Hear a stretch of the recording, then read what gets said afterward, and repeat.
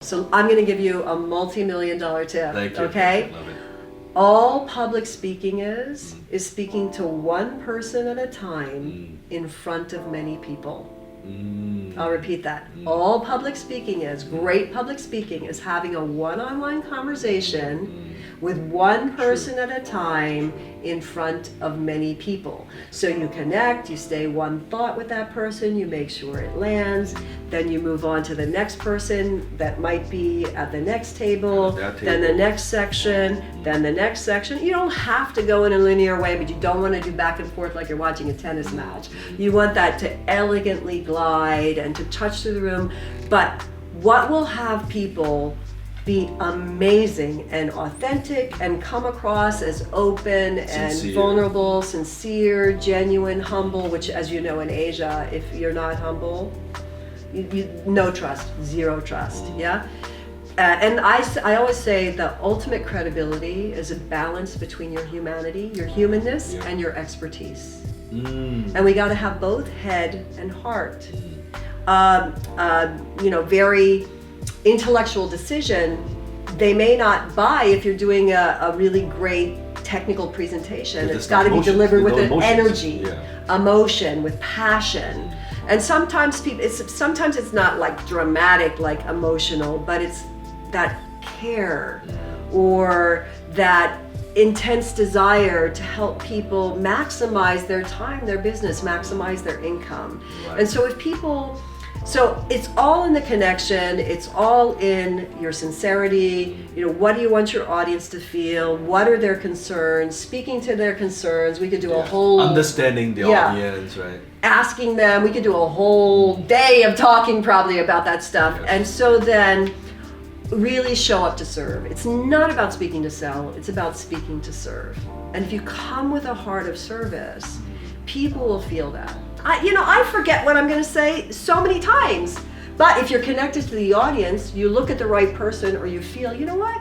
So over there at the back, are you with me? Do you have any questions so far? Yeah, or you can say another thing, if you have people that aren't responding, you can say, okay, we've covered a little bit now. Let's lock that in, Mr. Lockett. Let's take a moment and lock that in, okay? And so what I want you to do is I want you to grab a partner and I want you to share your top takeaways in the last 30 minutes. Then you can open up. They've already discussed it, especially in an Asian context, or if people are stepping outside their comfort zone. Like I know a lot of the work you do, I'm sure, really requires people to step outside their comfort zone, right? So then after they've had a chance to practice and discuss, so anybody like to share what just came up in your group? And then you're doing your magic and your mastery and so there's a lot of ways to engage people. Sometimes it's just taking that time to show the audience you're listening, right? Yeah. Where, hey, any questions? And sometimes, or no, okay, good. Do you have any questions? Good, and then we move on. I actually set up my presentations, even big ones, in front of 5,000, 10,000 people. I'm not joking. It's very dangerous. You could do it though. I start off, I do my opening, I cover my main issues, then I talk about the problems that people have, and then I say, okay, now let's focus on you. Let's look at your problems. I give them a whole slide full of, these are the problems I see mostly with my clients. So I'm already telling them what their problems are, which they know anyway. Oh yeah, that one's mine, that one's mine. And so then I open up for questions in the middle of my keynote. Now again, you have to be prepared. You have to know your content. And look, in our area of doing what we've been doing for so long, yes, it's a little bit scary, but it's also fun, right? Fun. But you have to know your stuff. Anybody who really knows their stuff can do it. Anybody who's had the thousands and thousands of hours can do it, but you have to create the space in your presentation. And then when you move to a close, for people who have issues with closes, they have to practice the close. They have to work on the mindset behind the close, and there they should be at least maybe aiming for a little bit more polish, so that their insecurities don't come, so that then they can stay connected to their audience. They can be focused on serving and be focused on, if sometimes, like what I work with, I adore, and one of my good friends, and I work with him for 3 years, is T. Harv Eker. He's the master of selling from the stage. And he would push people, he would piss people off, and he is great at sales, but he did it for their good. He did it to be able to help them to take the next step. One of my dearest, closest, most wonderful friends that I love dearly is a guy named Blair Singer. He's in sales. Yes. And so Blair is just so phenomenal. Oh my gosh, he's just amazing. He's a master. And so he does that all the time. So and again, that's part of, I have silver hair to prove it. That's part of the wisdom of putting in those decades of experience. And it takes many masters to make a masterpiece, right? Each person brings a piece. Like your people can take your piece, maybe a huge chunk of your piece. They might need a little piece of my piece. They might need Charlie Fusco's piece. They might need Blair Singer's piece. They might need Harvard Ecker's piece, Tony Robbins' piece. And look, you know what? If you're a lifelong learner, do it all. I studied how to be a coach, a facilitator, a trainer, so that if I'm in front of the room and I realize I need to put people in a training exercise to lock it in. Yes. Lock it in. Lock it in. Yes. That's going to be my tagline. With the Deborah voice. On my podcast.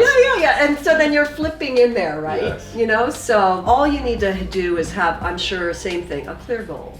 I always reverse engineer everything. Start with the end in mind.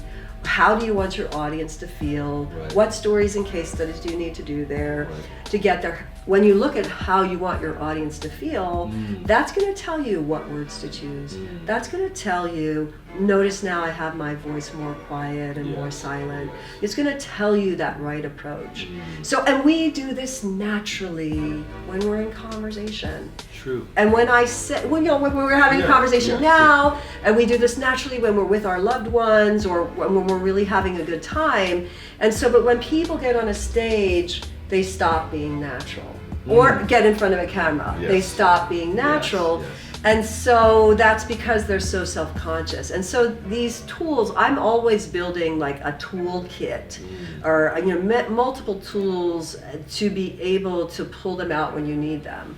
So I look at everything as a system. Like, let's say, for example, if you are very clear, a big part of sales is having people imagine what it would be like to... You have to create that vision. Exactly. Right? Yeah. So when you create that vision, you need to be seeing the vision. And if you're seeing the vision of whatever that is, whether it's financial freedom... It's almost your emotions, your pictures leading your voice. Exactly. When you're talking in front of a group of people, then you are reading people. And here's the real genius about that. And I know you do this naturally in what it is that you do, is that you're going to feel what they need to hear. It's true.